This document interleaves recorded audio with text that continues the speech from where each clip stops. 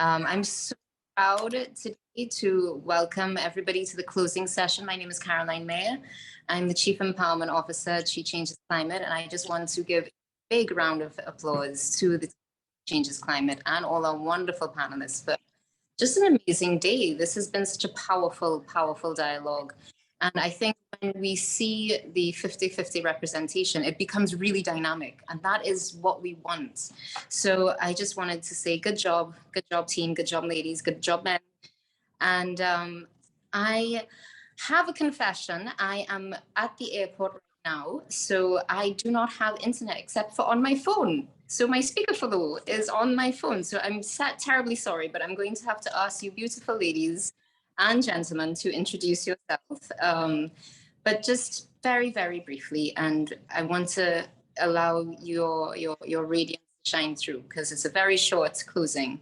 So first we will have a blessing from Akila Jaramogi. I'm just going to go straight into it because I want to get all the juice today. This is so beautiful. So Mama Akila, please, the floor is yours. Welcome.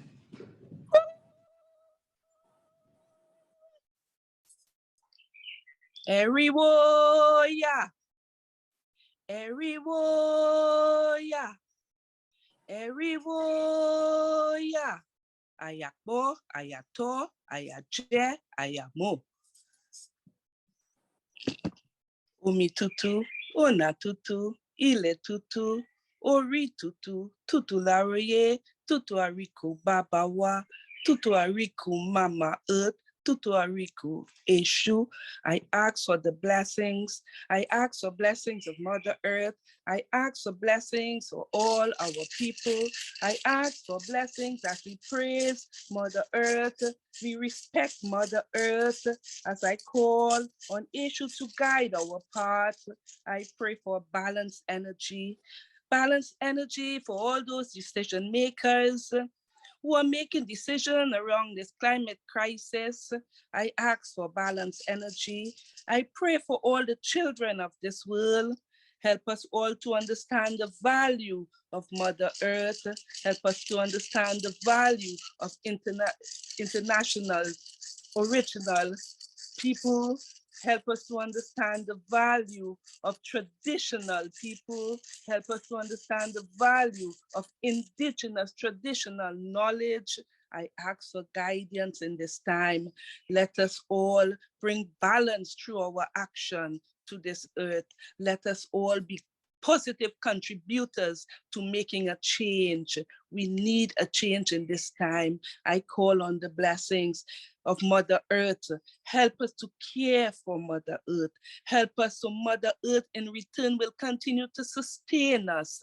I ask for blessings of love and goodness and honesty on this land.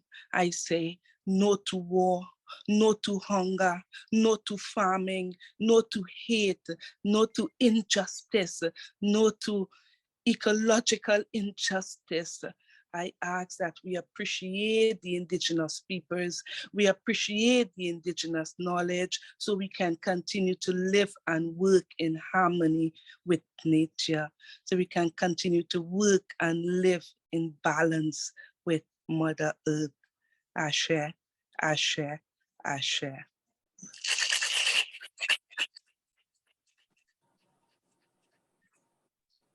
Thank you, Mama Akila. Please don't go as yet. Let me ask you to just introduce yourself a little bit. Mama Akila is from my island, Trinidad and Tobago, and she is American, not American, American, and I will leave her to explain.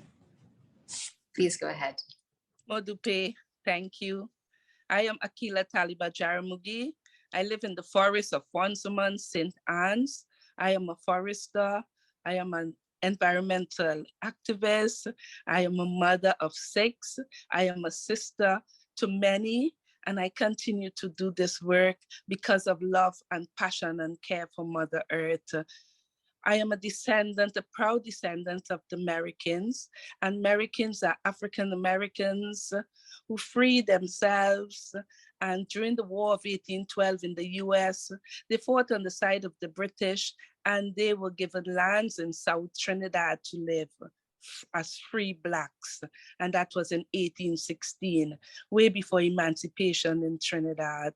And here we are today, proud custodians of our natural environment. We continue to see the land sacred. We continue to see the forest sacred.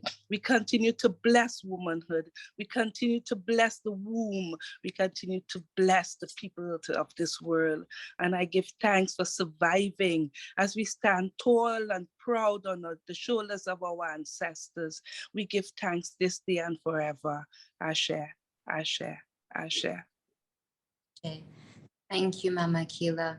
Mama Akila is reforesting rehabilitating the Northern Range, an entire mountain area in Trinidad, to regain the value of the watershed. So she's been doing amazing work with uniting the Maroon Indigenous peoples of the Caribbean, the Saramaccan in Suriname, the Garifuna in Belize and Honduras, the Kalinago of the Lesser Antilles, and many more, and the Maroon Jamaica, of course. And so just want to thank you, Mama Akila, for that blessing today. And if I can just move ahead to Maya Mawasi, please. Thank you so much, Madam President. This is so wonderful to have you here. We're so excited. Can you please give us just an introduction to yourself and your presentation? Thank you so much. Thank you, Carolina. It's a pleasure to be with you and an honor as well. I think I was not an environmentalist or a climate change activist before Egypt hosting the COP27, but I am hooked to the agenda.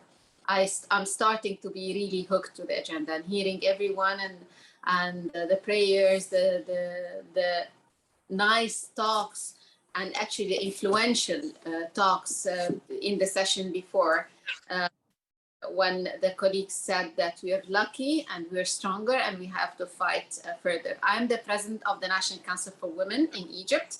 It is like the Ministry of Gender Equality and Women's Empowerment in Egypt, and I am also part of the presidential team working on COP27 and looking forward to have it's receiving as much of you as many of you as possible, inshallah, in Sharm el-Sheikh in a couple of hours. If someone is in the airport or traveling, I'm really looking forward to meet all of you.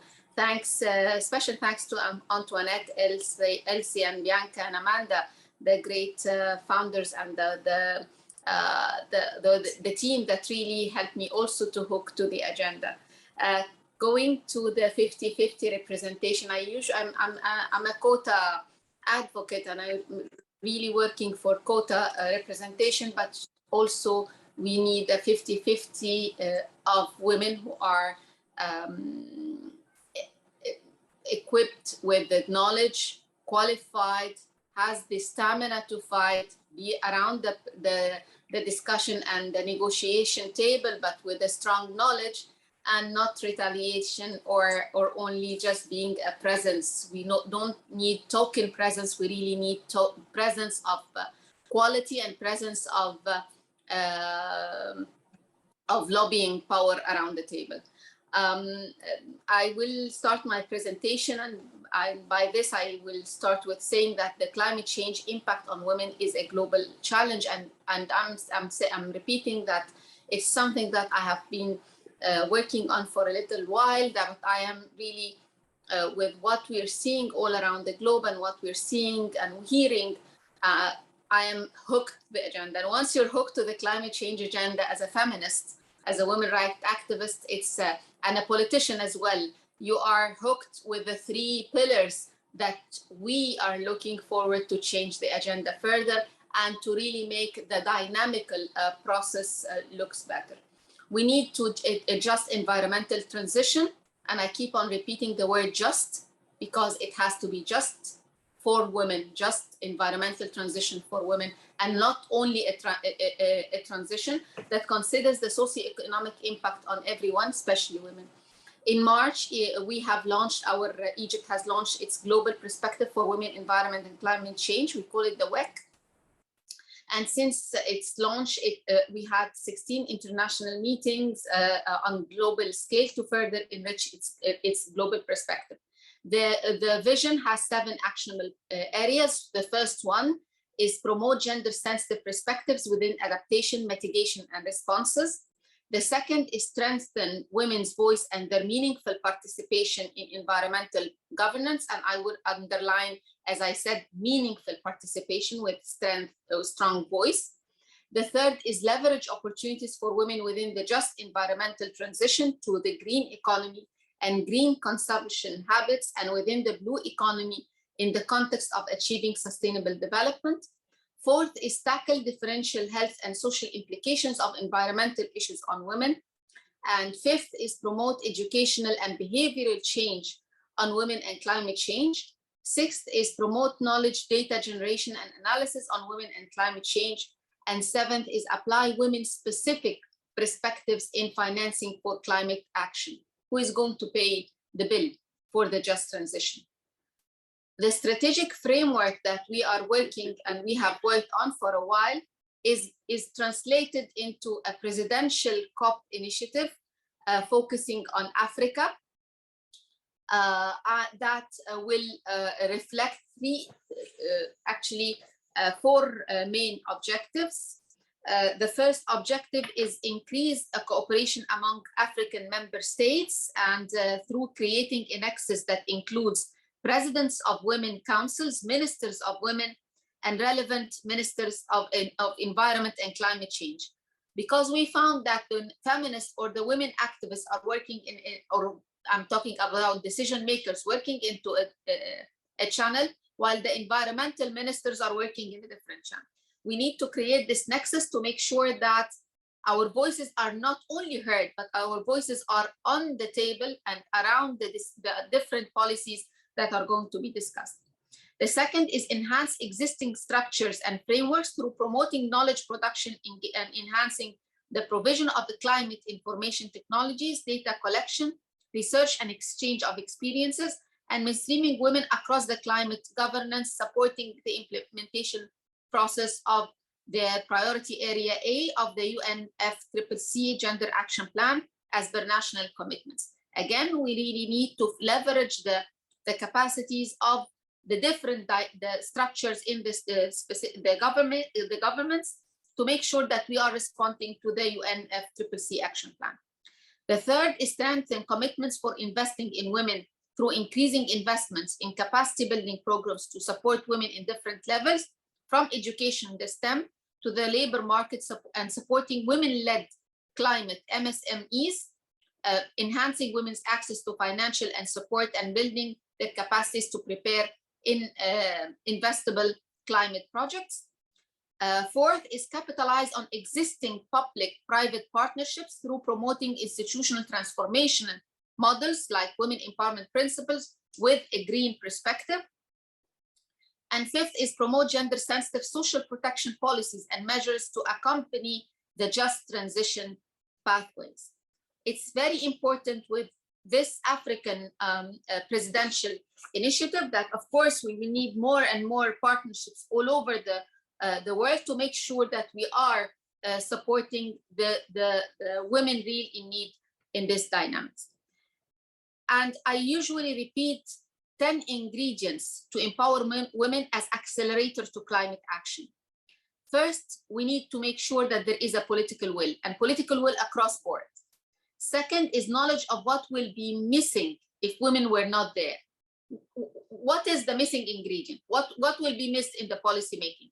So we should present this in front of the policymakers. If we're not around the table, this is going to be the cost of missing an opportunity where women are not there. Third is integration of women to be part of the climate action and has to be mainstream throughout. Fourth is include girls at school, especially STEM. Fifth, increase women at the labor force with no barriers and inclusive dynamical childcare and the different needs of women in the labor force. Six, empower women in decision making. Seven, empower mothers. We are the ones who are caring about the future for the future generation. Affirmative action is needed for climate change just transition, and zero tolerance to violence against women And the last point is that we have as women to stay resilient. And I will repeat the words that we are lucky, we're strong, we have to be in action and continuous action with a strong strength and resilience. Thank you very much, Caroline. The floor is back to you. Thank you so much. Thank you. I would like to introduce Felicita Cantun. She is an amazing woman, and I'd like you to introduce yourself very briefly, Felicita, and she's going to also give a blessing in the Mayan language that she has personally resuscitated and taught to many children for 30 years. So this is a very exciting story, and she's also rehabilitated a lot of Mayan culture, the ball games, and I would like you to just touch on that a little bit as well. Thank you so much.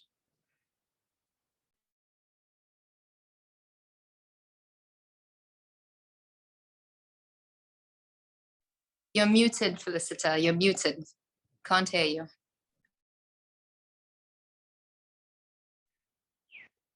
Got it. Oh, I got it.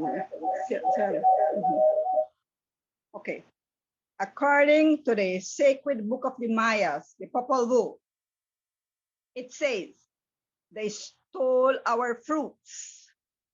They cut off our branches. They burnt our trunks, but they couldn't unearth our roots.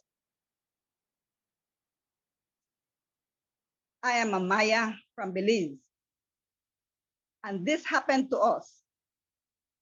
But we Mayas are resilient.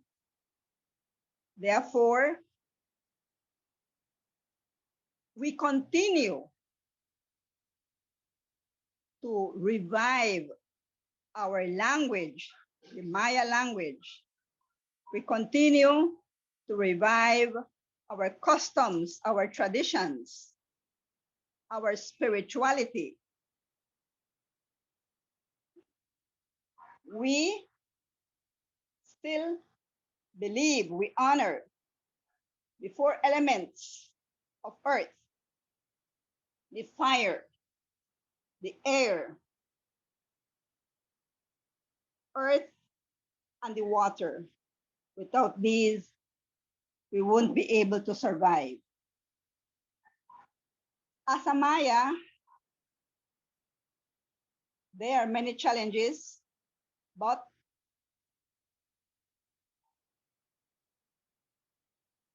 personally, I teach the Maya Yucatec language to the children, to the youths, and to any adult who is willing to learn.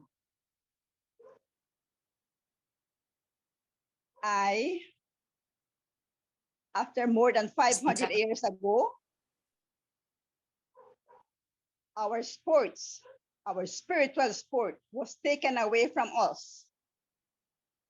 And in 2003, I had a vision about this Pok-Tapok, the Mayan ball game.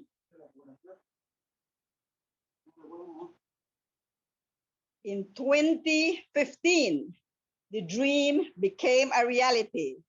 This is the solid rubber ball that we use to play this Mayan ball game. This is solid. It weighs 6, 7, 8 pounds. And the youths, they cannot use their hands. They cannot use their feet to touch this ball whenever we're playing. They use only the hips. People would say that the youth would want a hip repair soon, but no, it's how they hit the ball anyway. But as a Maya, we have had so many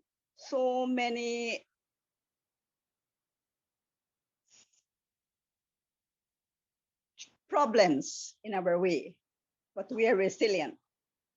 And this game became a reality in 2015. The vision was in 2003. In 2015, it became a reality.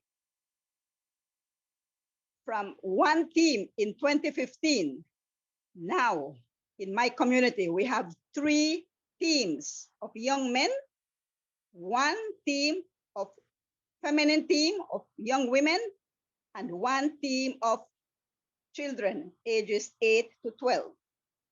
So this just shows that we do everything that we can to bring back what is us, what is ours, our spirituality. We honor the fire.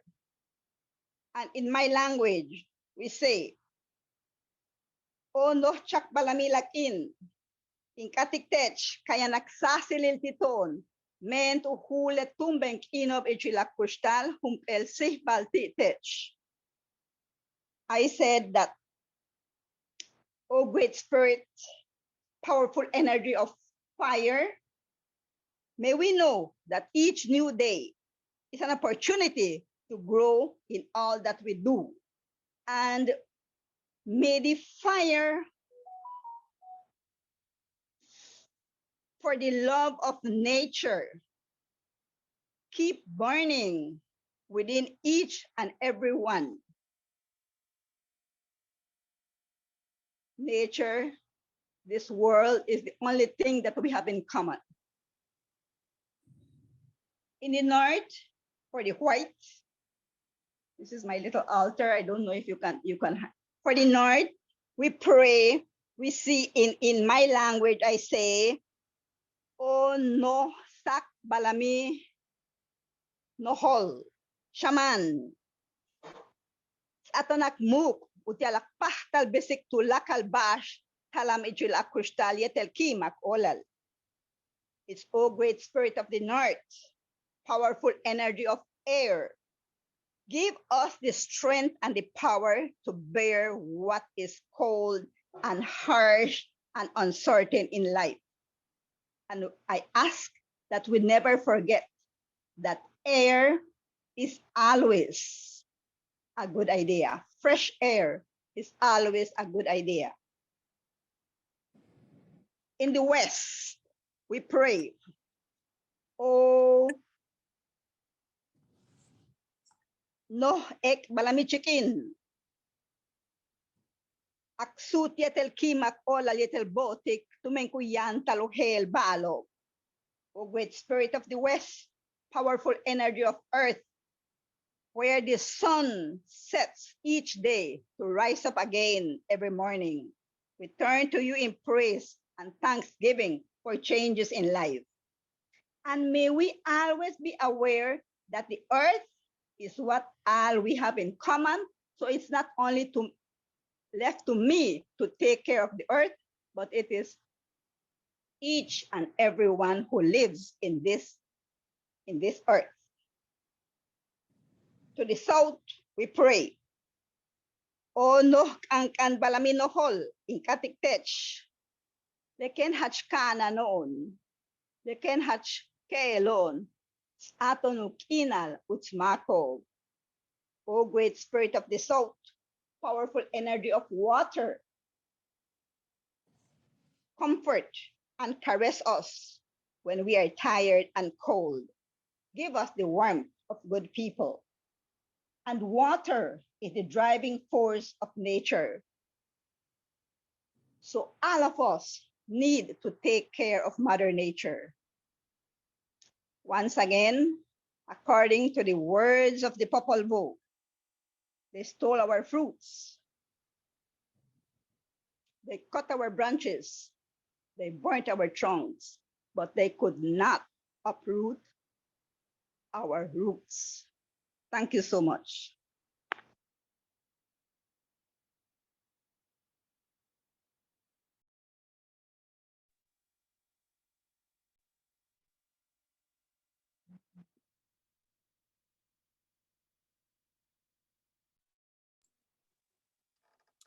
Thank you, Felicita. This is really beautiful. I think Caroline is having an issue with the connection.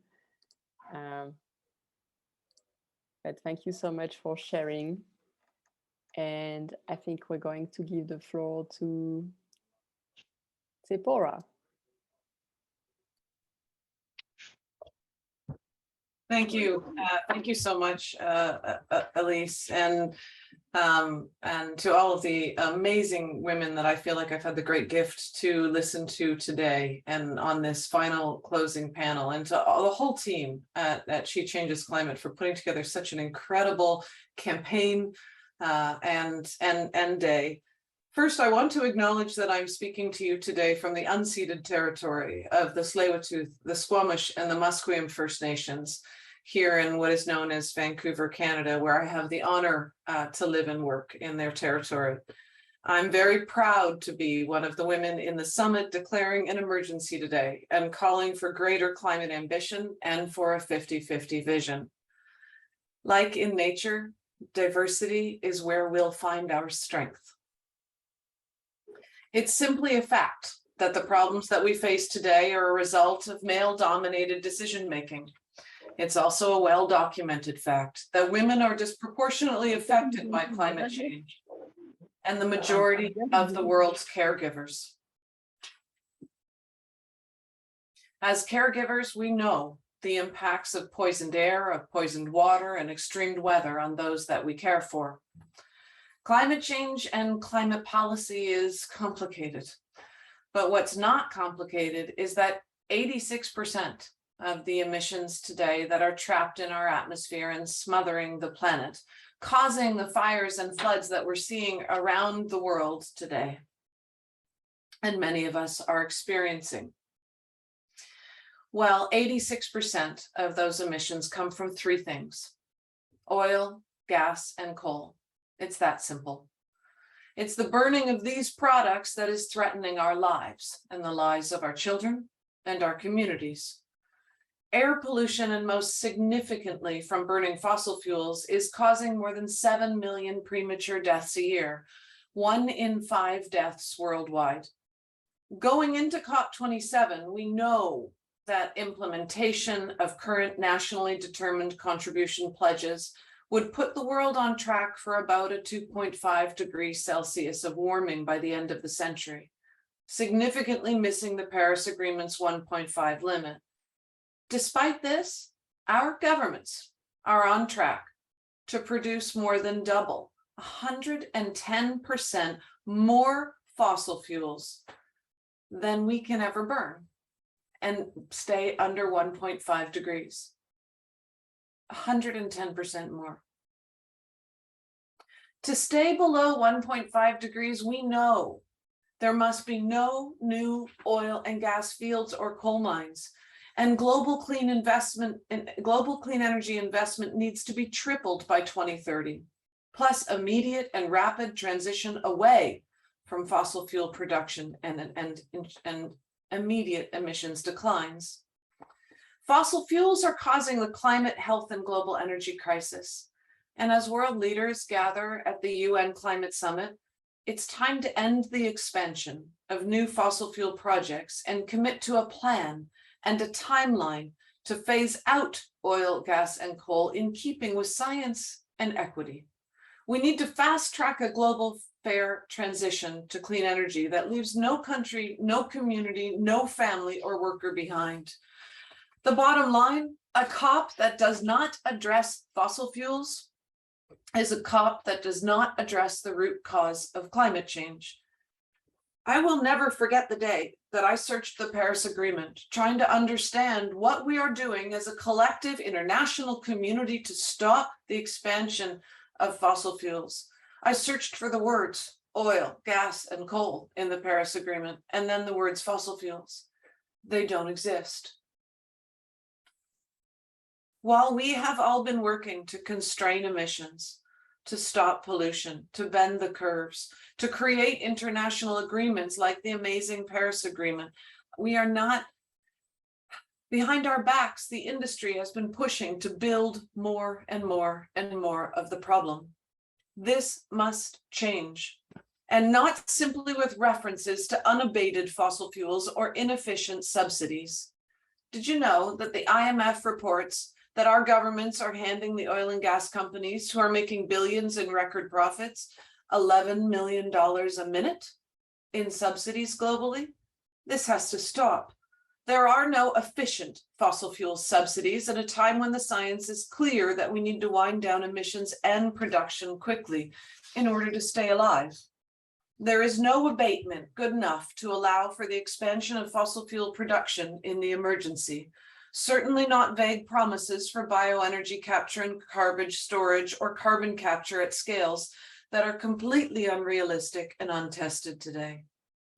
We have the ability and technology today to scale up efficiency, electrification, and renewable energy to replace the far majority of our fossil fuel use, and enough fossil fuels already under production and under construction to use during the transition.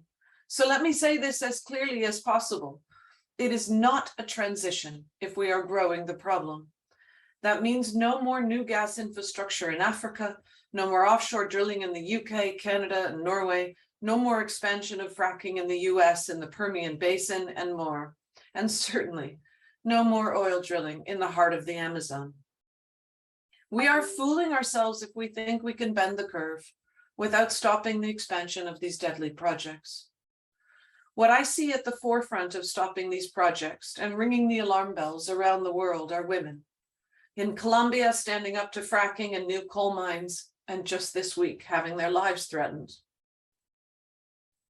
In Argentina, in the Amazon, and at home in Canada and the United States, where Indigenous women are being jailed for standing up to call for the same thing that the scientists are calling for: no expansion of fossil fuels and infrastructure. What we build today is our children's future. What we build today is what we will use for the next 30 to 50 years. So what needs to happen at COP27? Let me conclude with some recommendations. First, wealthy polluting nations must pay for the wreckage they have caused while also avoiding further loss and damage and deaths caused by fossil fuel air pollution by ending the expansion of oil, gas, and coal. Second, it's time for world leaders to pick a side by ending the expansion of coal and oil and gas, and in keeping with the science, and joining Vanuatu in developing a fossil fuel non-proliferation treaty to manage a fair energy global transition. A fossil fuel non-proliferation treaty will complement our ability to meet the Paris Accord, and it demands to eliminate all indirect and direct fossil fuel subsidies, and highlights the importance of international cooperation to phase out fossil fuels in a fair way. Right now, who gets to produce what fossil fuels and how much is being decided by the markets, and the markets do not deliver justice. The call for a fossil fuel non-proliferation treaty is gaining momentum. It's been now publicly supported by the president of Vanuatu, the president of Timor-Leste, the climate minister of New Zealand, the World Health Organization, the foreign minister of Tuvalu, and last week, the European Parliament in its COP27 resolution. In July, the Vatican called for a fossil fuel non-proliferation treaty. The three pillars of the proposal are backed by 101 Nobel laureates, 3,000 scientists, over 1,800 civil society organizations, and now 500 elected officials, parliamentarians from 68 countries, and 70 cities have now passed motions calling for a fossil fuel treaty. The third recommendation is that wealthy nations must act first. They must cease immediately to build any deals and lobbying to extract African gas destined for European corporations, instead of supporting a large-scale rollout of renewable energy to provide clean energy and access to all. Finally, there must be new and adequate funding for countries most vulnerable to climate impacts to accelerate their transition to clean energy. As we head into COP27, it's too easy to say that it's too late, that we can't achieve our objective of staying below 1.5 degrees.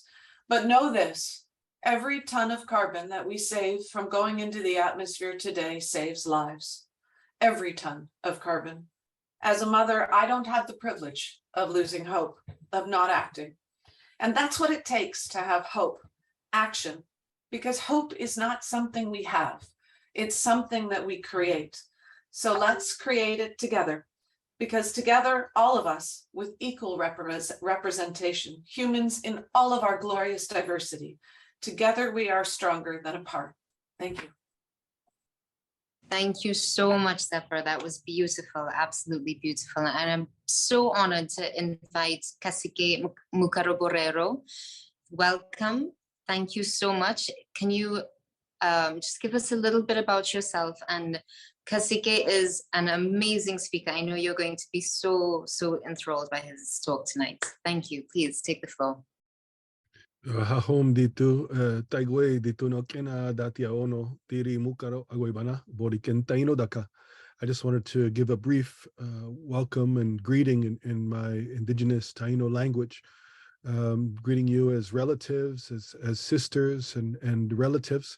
As you stated, my name is Roberto Mucaro Agoibana Borrero. I'm a cacique or chief of the Guainia Taino tribe of Boriquén, the island of Boriquén, which people know today as Puerto Rico, as well as the Guainia Taino tribe of the Virgin Islands. I am very happy and honored to be here and really want to align myself as not only as an individual, but also as a community leader to all the amazing statements that were made here throughout this wonderful, important, critical program that you've put together here, but also in this last session. And I want to thank all the presenters so far, from the beautiful openings and the sharing to some of the real concrete recommendations that were just shared by Sister Berman. And again, align myself with those calls, especially the call to put forth that call for the co-presidency at every single COP and that 50-50 vision at every level of decision making. You know, as indigenous peoples, you know, from the high mountains to the plains, we've been living sustainably for generations, living in harmony with nature. You know, that's linked to our cultural and spiritual values, as well as our collective decision making. And one word that I heard come up throughout some of the presentations here that I want to affirm, highlight, and lift up is this idea of balance. We say in the Taino language, nakan, and you know, it's really important that that term, it's really pivotal in our worldview. You know, we've long used our traditional knowledge and customary institutions to really maintain biodiversity, whether it's in the forest or the savannas or even the marine environments. And, you know, indigenous peoples around the world have been highlighted for our connection and our special relationship to nature. And I know there's a large contingent of indigenous peoples that will be engaging this COP, as we have been at previous COPs throughout the time that we've been given the opportunity to participate. You know, that opportunity to participate, I heard this analogy, to sit around the table is really important. You know, if we don't have a seat at the table, we're probably then either serving those who are or on the menu. So what I would say is that, you know, we need to be a part of these conversations, and that if, you know, we're not at that table at this particular time, we'll build our own tables as well on the local and national levels. But we should be there at COP. We are going to be there at COP, and we're going to continue to support the demands and especially lift up the voices of indigenous women, because really from where I stand, indigenous women and indigenous peoples communities need to be at the center of climate action. And coming to you as a Caribbean indigenous person, somebody who's from the islands, from whose people are, you know, I'm a descendant of those people who were the first peoples in the hemisphere to be called Indians.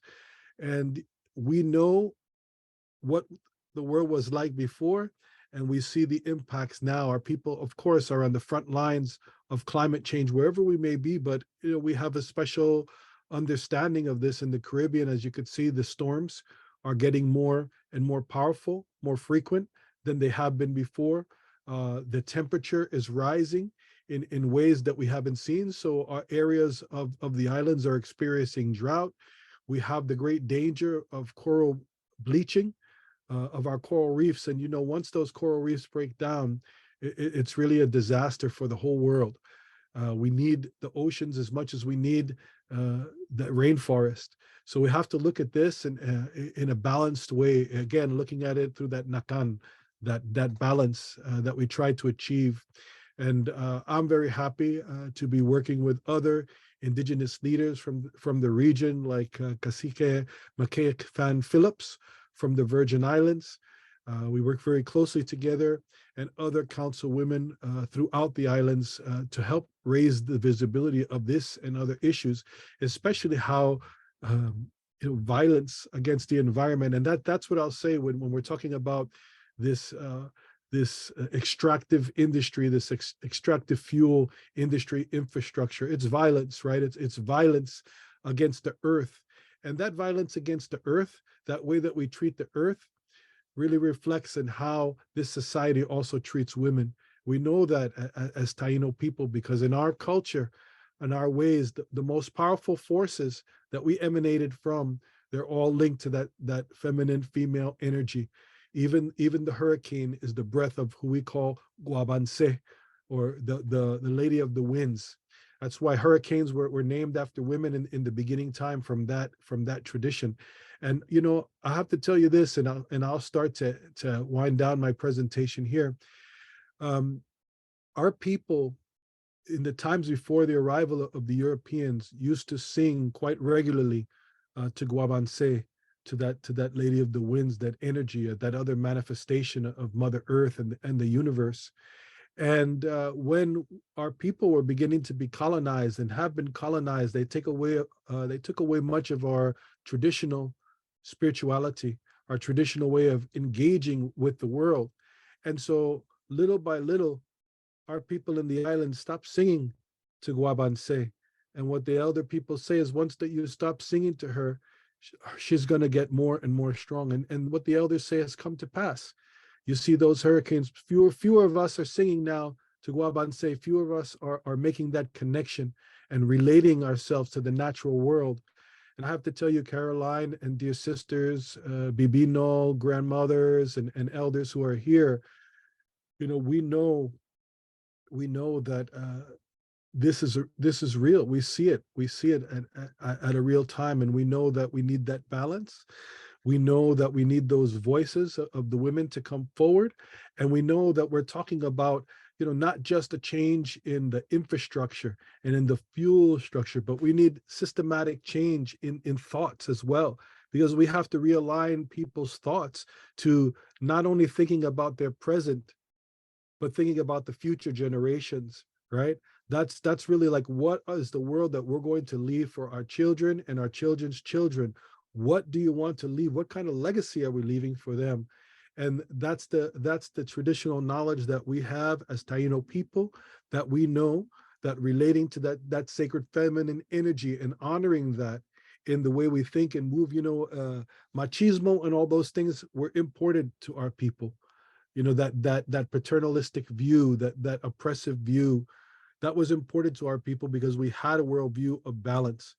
And so, again, I want to align myself with the previous statements and speakers, and just, end here with just saying, Daka Namoria Atabeira, Bo Matum Bibi Atabeira, Bo Matum. Just, I'm here to serve Mother Earth, and I just want to thank that Mother Earth, we say in our language, Atabeira, for the generosity that she continues to provide for us, even though we're treating her so badly. And with that, I want to thank you. It's been an honor to be here with you, to share just a few words amidst all this wisdom that was shared by my sisters here, my grandmothers, my elders. And I say, Hahom Bibino. Thank you. Thank you to all those women, those leaders who are here today.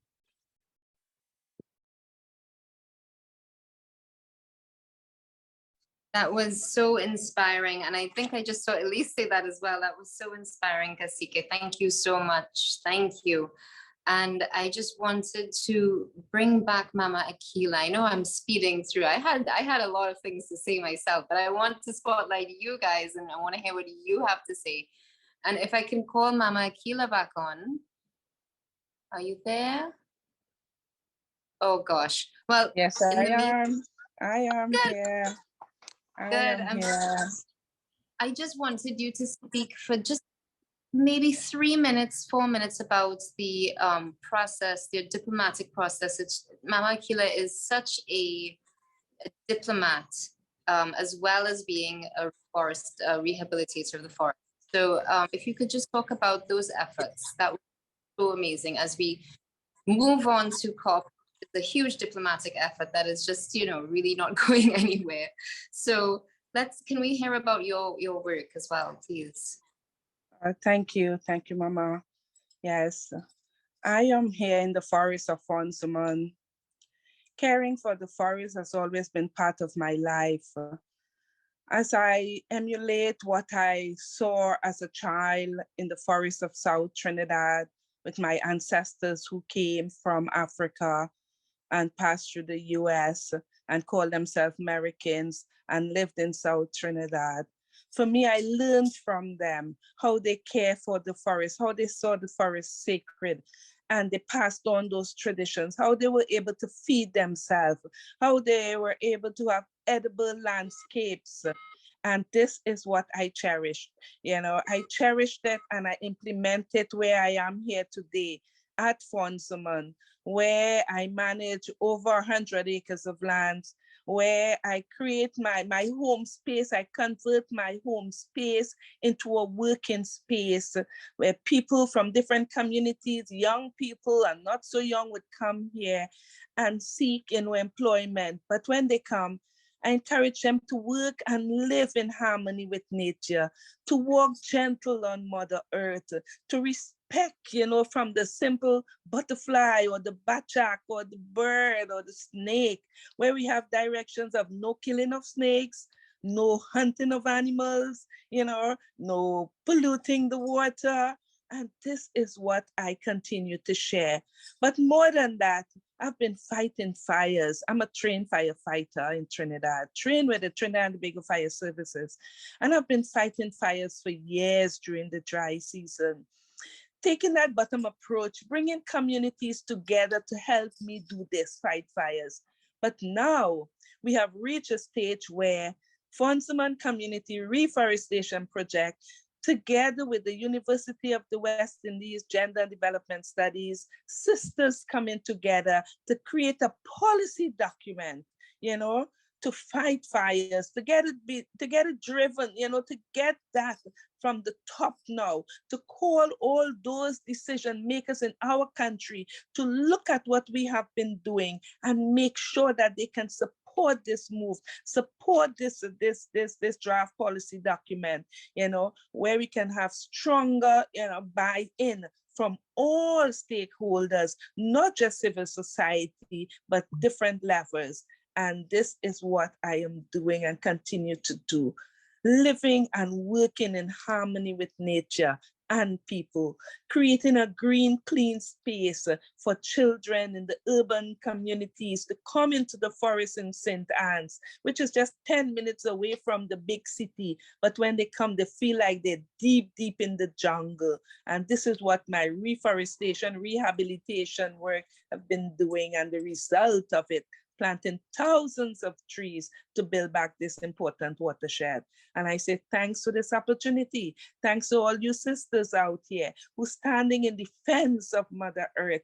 Thanks, brother, my indigenous peoples, as I mobilize indigenous peoples throughout the Caribbean, from Jamaica and Suriname and Martinique and Guadeloupe and Belize and Dominica and St. Vincent and St. Lucia. I trod throughout the Caribbean, and most recently, Florida, where my Maroon ancestors were based there at one time and were killed in 1816. But we are there to revive their energy and show that we are the custodians of this earth and we will never give up.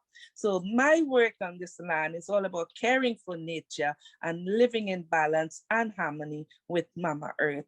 Ashe, Ashe, Ashe. Thank you.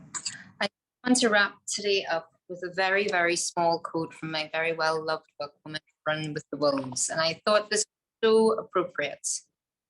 Wildlife and wild women are both endangered species. Over time, we have seen the feminine instinctive nature looted, driven back, and overbuilt. For long periods, it has been mismanaged like the wildlife and the wild lands. For several thousand years, as soon as and as often as we turned our backs, it is relegated to the poorest land in the psyche. The spiritual lands of the wild woman have, throughout history, been plundered or burnt, dens bulldozed, and natural cycles forced into natural rhythms to please others. It is not by accident that pristine wilderness of our planet disappears, as the understanding of our own inner nature, inner wild natures fades. It is not so difficult to comprehend why old forests and old women are viewed as not very important resources. It is not such a mystery. It is not so coincidental that wolves and coyotes, bears and wildish women have similar reputations.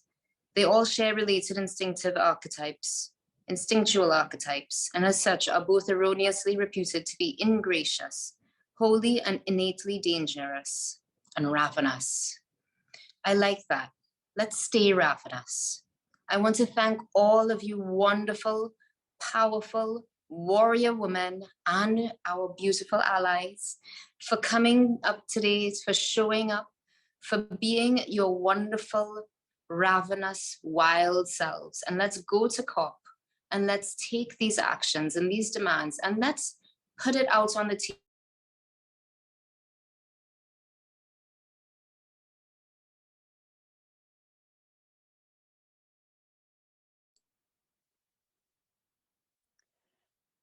Thank you so much, Caroline. And okay, you're back. You're back. Oh no, I don't even know where I stopped talking.